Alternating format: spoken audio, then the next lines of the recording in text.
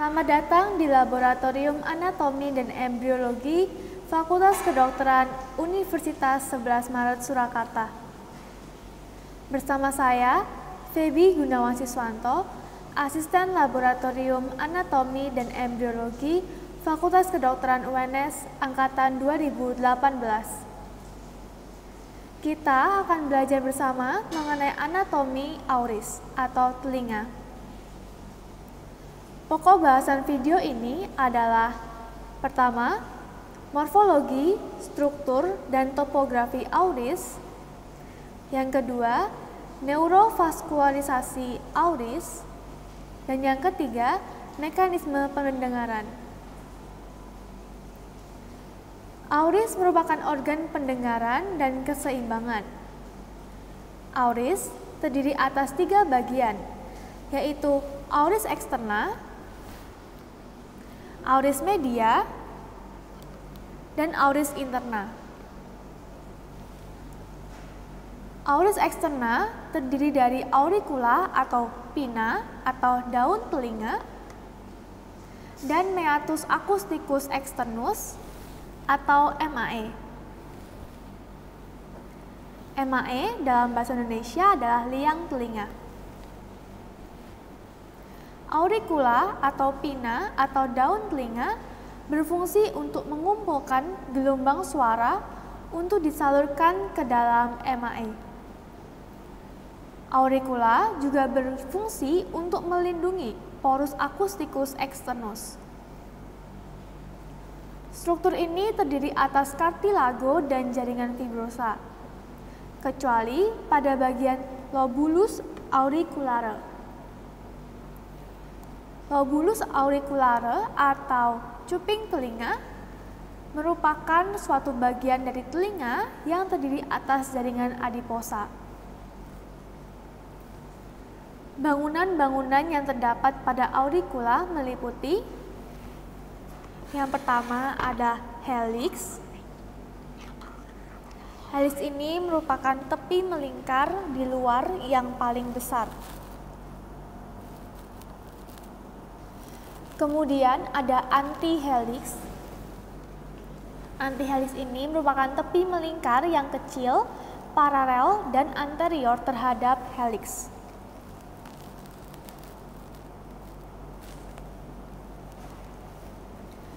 Kemudian ada concha auricula, di mana itu merupakan cekungan di tengah auricula.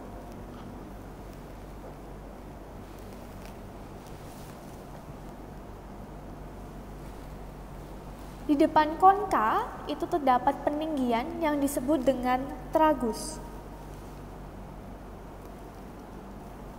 Di atas lobulus auricula terdapat suatu peninggian yang disebut dengan antitragus.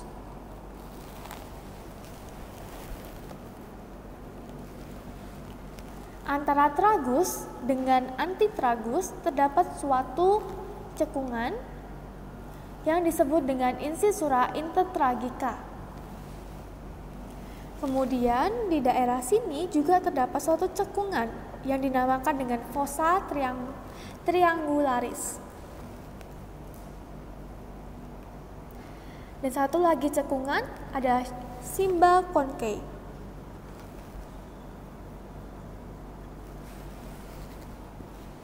Cartilago auricula dilekatkan pada os temporale oleh ligamentum auricula anterius, posterius, dan juga superius. Pinna juga dilengkapi oleh otot-otot intrinsik dan ekstrinsik yang bisa kalian lihat di gambar.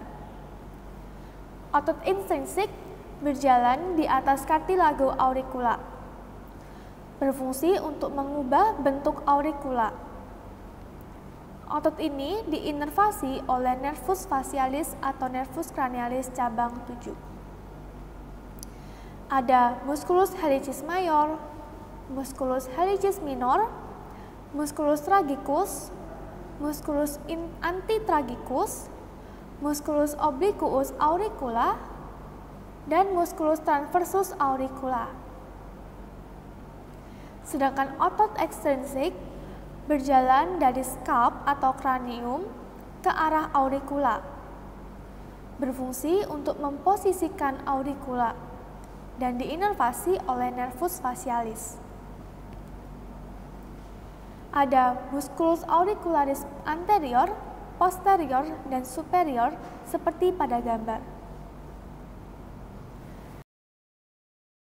Selanjutnya ada meatus acousticus externus atau MAE atau liang telinga.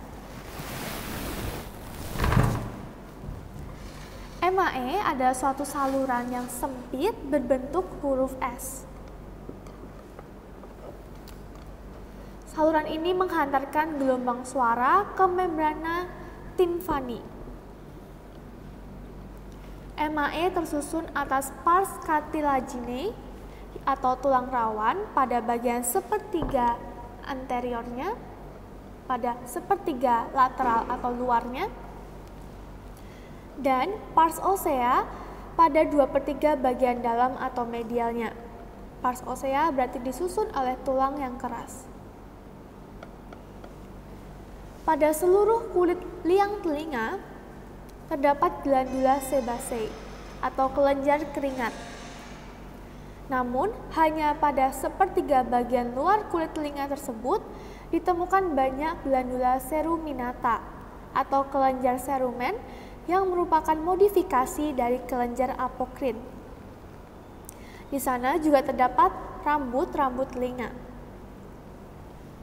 Glandula ceruminata ini menghasilkan cerumen yang berfungsi untuk menangkap kotoran yang terdapat pada telinga.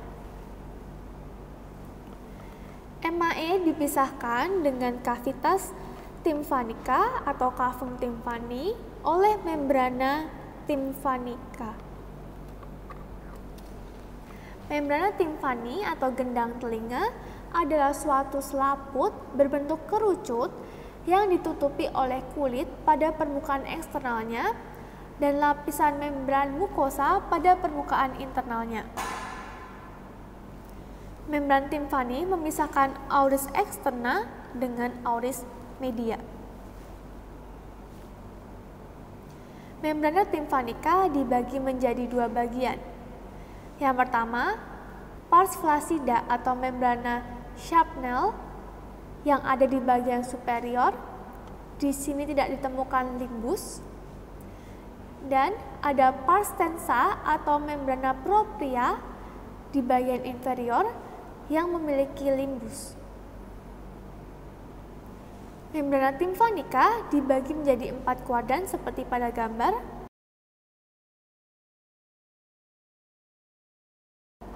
Yang pertama ada kuadran superior anterior yang disebut dengan kuadran 1. Lalu ada kuadran inferior anterior yaitu kuadran 2. Di situ kita bisa menemukan cone of light yaitu daerah pantul jika cahaya diarahkan langsung pada membrana timphanica. Lalu ada kuadran inferior posterior atau kuadran 3. Di mana di sini sering dilakukan parasintese atau miringotomi untuk eksplorasi eksudat atau pus pada peradangan cavum tympani. Dan yang terakhir ada kuadran superior posterior atau kuadran 4, di mana di sini dilewati oleh chorda tympani nervus facialis sehingga tidak boleh dijadikan tempat untuk miringotomi. Lalu kita bahas mengenai auris media. Auris media berisi udara dan terdiri dari cavitas tymphanica dan recessus epitymphanicus. Di ruangan ini juga terdapat ossicula auditiva dan tuba eustacii. Tuba auditiva eustacii. Cavitas tymphanica memiliki batas-batas sebagai berikut.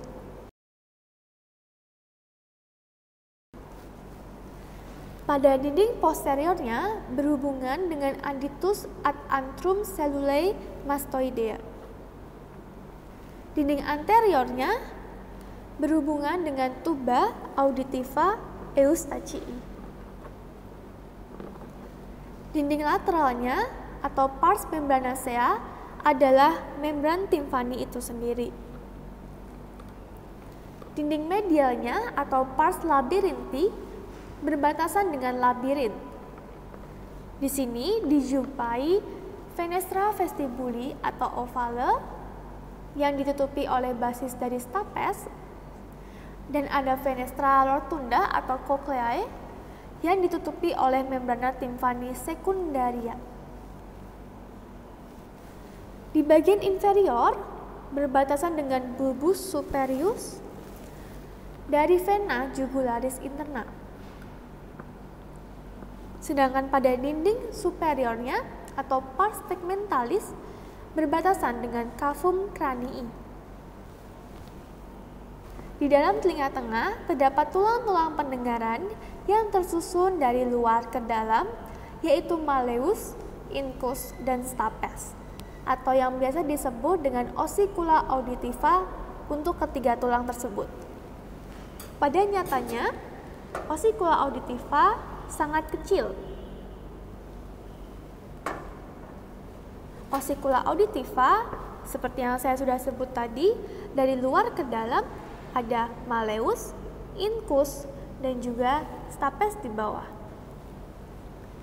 Ketiga tulang ini berfungsi untuk menghantarkan vibrasi dari membrana timpani menuju ke fenestra ovale. Tulang-tulang tersebut ketiganya itu saling berhubungan. Manubrium mallei, tonjolan panjang dari os malleus, melekat di membrana timpani. Malleus melekat juga dengan incus, membentuk articulatio incudo-mallearis yang berjenis stellaris. Incus melekat dengan stapes, membentuk suatu articulatio bernama articulatio incudo-stapedialis yang berjenis spheroidea. Sedangkan stapes itu juga melekat dengan fenestra ovale yang berhubungan dengan cochlea. Berikut ada beberapa struktur anatomis dari malleus, incus, dan stapes seperti pada gambar. Yang pertama ada caput mallei. Caput mallei ini bersendi dengan corpus incudis, membentuk articulatio incudo-mallearis. Kemudian ada column mallei, ada manubrium mallei yang melekat dengan membrana timpani dan sebagai tempat insersio dari musculus tensor timpani. Lalu ada processus anterior dan processus lateralis. Kemudian ada incus. Incus memiliki beberapa bagian. Yang pertama adalah corpus incudis. Corpus incudis ini bersendi dengan caput mallei membentuk articulatio incudo-mallearis. Ada crus longum yang berakhir sebagai processus lenticularis yang bersendi dengan caput stapedis membentuk articulatio incudo-stapedialis, dan ada crus brevis. Kemudian stapes terdiri dari caput stapedis yang bersendi dengan incus membentuk articulatio incudo-stapedialis. Ada column stapediale yang merupakan tempat insersio dari musculus stapedius. Ada crus anterius et posterius, dan ada basis stapedis yang melekat pada fenestra ovale atau vestibuli.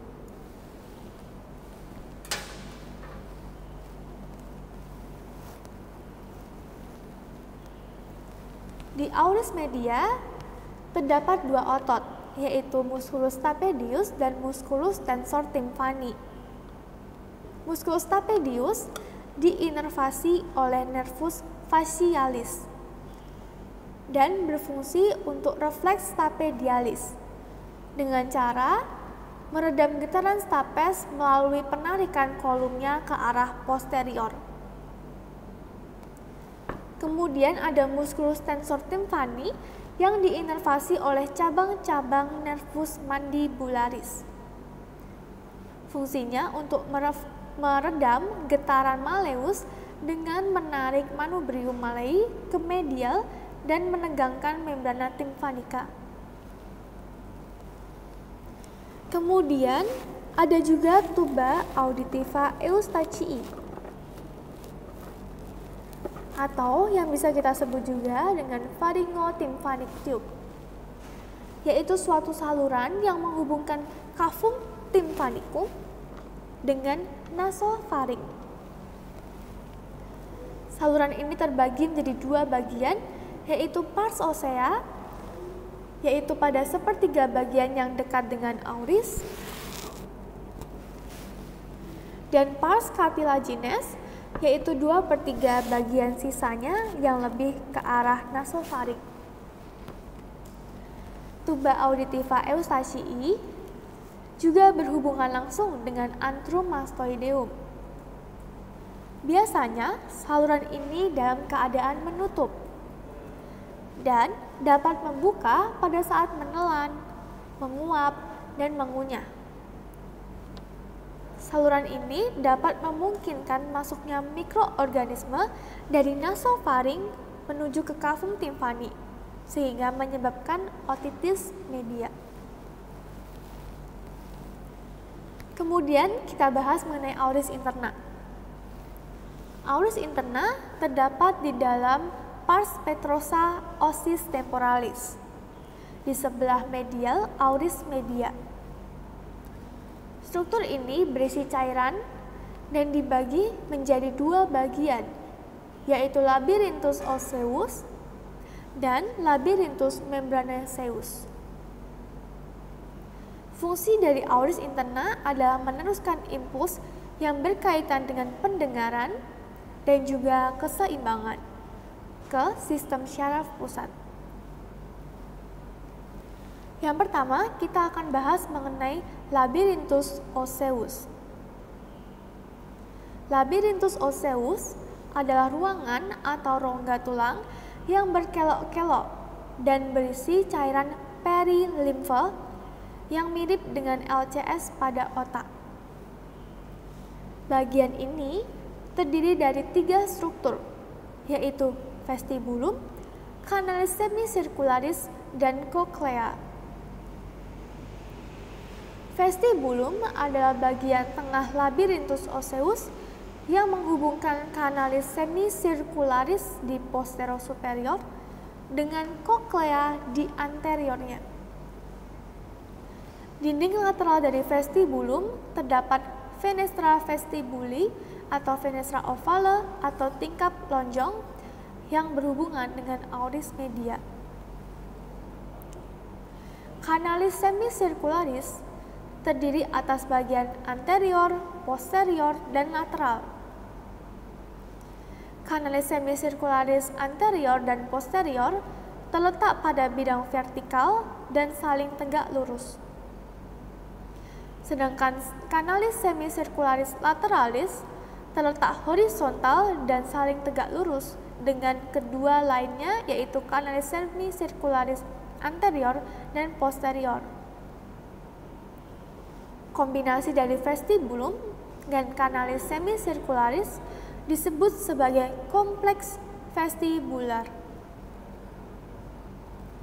Lalu yang terakhir dari labyrinthus osseus adalah cochlea, yang merupakan struktur tulang berbentuk seperti rumah siput yang bermuara ke vestibulum. Modiolus cochlea adalah aksis sentral dari cochlea yang berupa tulang berongga serta ditembus oleh cabang-cabang dari nervus cochlearis, nervus vestibulocochlearis. Modiolus cochlea adalah aksis sentral cochlea yang berupa tulang berongga dan ditembus oleh cabang-cabang nervus vestibulocochlearis. Modiolus cochlea mengalami perluasan ke arah lateral menjadi lamina modiolus atau lamina spiralis. Terdapat 3 ruangan, yaitu scala vestibuli, media, dan timpani. Ada suatu struktur namanya helicotrema yang merupakan ujung atau puncak dari koklea yang menghubungkannya dengan perilimfa skala timpani dengan skala vestibuli. Kita bahas skala vestibuli. Skala vestibuli merupakan kelanjutan vestibulum dan dibatasi oleh fenestra vestibule. Dasar skala vestibuli disebut membrana vestibuli atau membran Reissner. Skala vestibuli ini berisi perilimfe. Kemudian kita bahas mengenai skala media, di mana dasarnya adalah membran basalis yang memiliki organ corti, yaitu suatu sel rambut yang terdiri dari rambut dalam, rambut luar, dan kanalis corti. Di sini juga terdapat suatu struktur berbentuk lidah yang disebut dengan membran tectoria. Berbeda dengan skala vestibuli, skala media berisi endolimfe. Lalu ada skala timpani yang akan bermuara ke dalam fenestra koklea atau fenestra rotundum atau tingkap bundar. Sama dengan skala vestibuli, skala timpani berisi perilimfe. Kemudian kita bahas mengenai labirinthus membranaceus yang merupakan tabung berongga dan kantong yang berada di dalam labirinthus osseus. Labirinthus membranaceus berisi endolimfe atau mirip dengan cairan interseluler. Dua sakus yaitu utriculus dan sacculus mengisi vestibulum. Ductus semicircularis mengisi kanalis semicircularis, dan ductus cochlearis mengisi koklea. Pada tiap ductus semicircularis, utriculus dan sacculus, tapi tidak ductus cochlearis, terdapat reseptor equilibrium stasis dan equilibrium dinamis.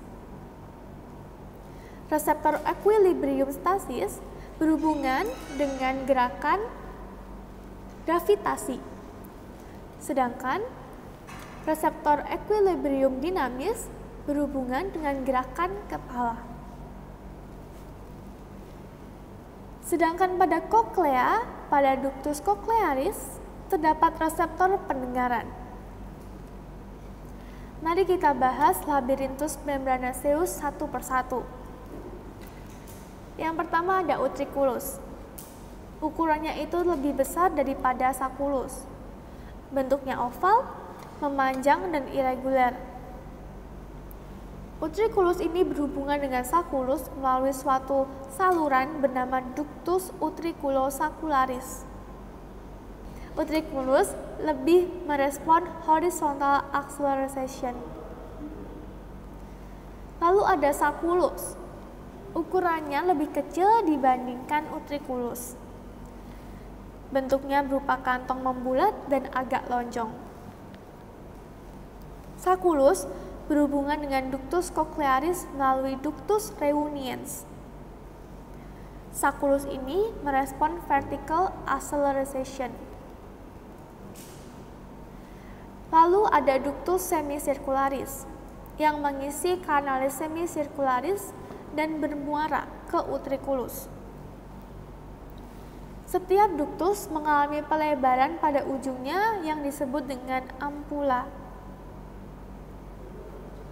Pada dinding dalam ampula terdapat reseptor keseimbangan, yaitu crista ampularis, yang berfungsi untuk mendeteksi gerakan angular atau rotasional kepala.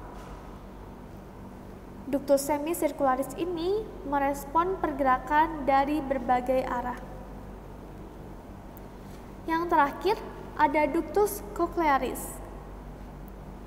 Ductus cochlearis berputar di dalam kanalis cochlearis yang berbentuk rumah siput dan bermuara ke sacculus. Ductus cochlearis berada di posisi sentral dalam koklea, sehingga membagi kanalis cochlearis menjadi dua bagian, yaitu skala vestibuli dan skala Timpani.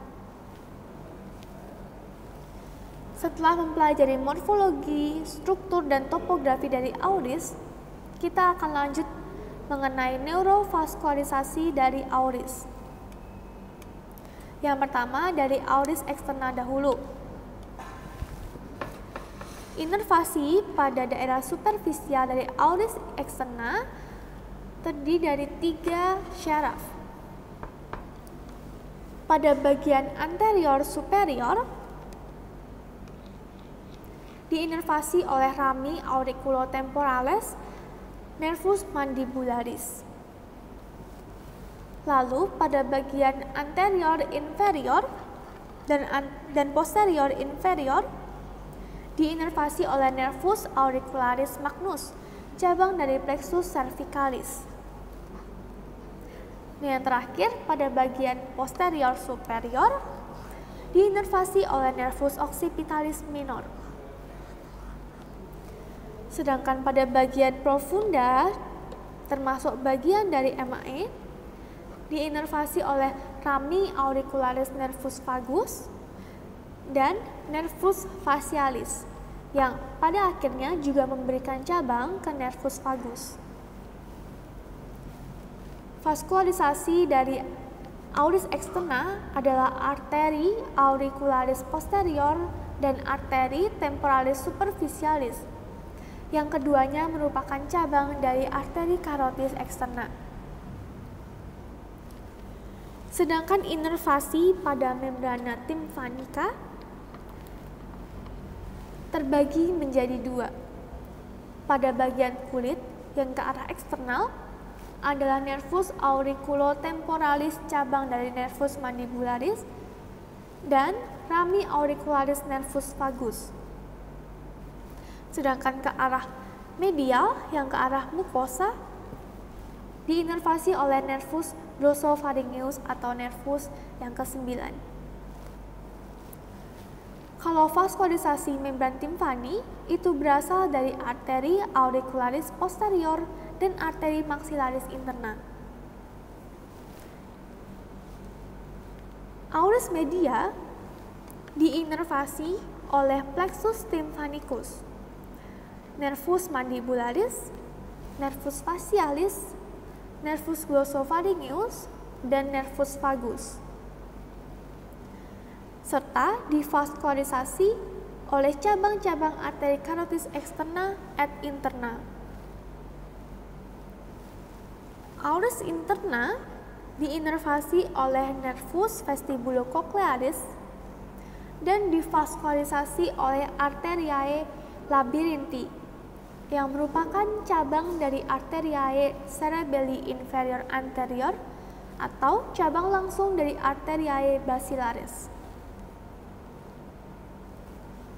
Setelah mengetahui struktur dan neurovaskularisasinya, mari kita belajar mengenai mekanisme pendengaran. Manusia dapat mendengar melalui mekanisme berikut. Gelombang-gelombang suara di udara ditangkap dan dikumpulkan oleh auricula atau pinna. Kemudian gelombang suara tersebut akan dihantarkan melalui MAE menuju ke membrana timpanica. Getaran dari membrana timpanica ini akan menyebabkan pergerakan dari osikula auditiva.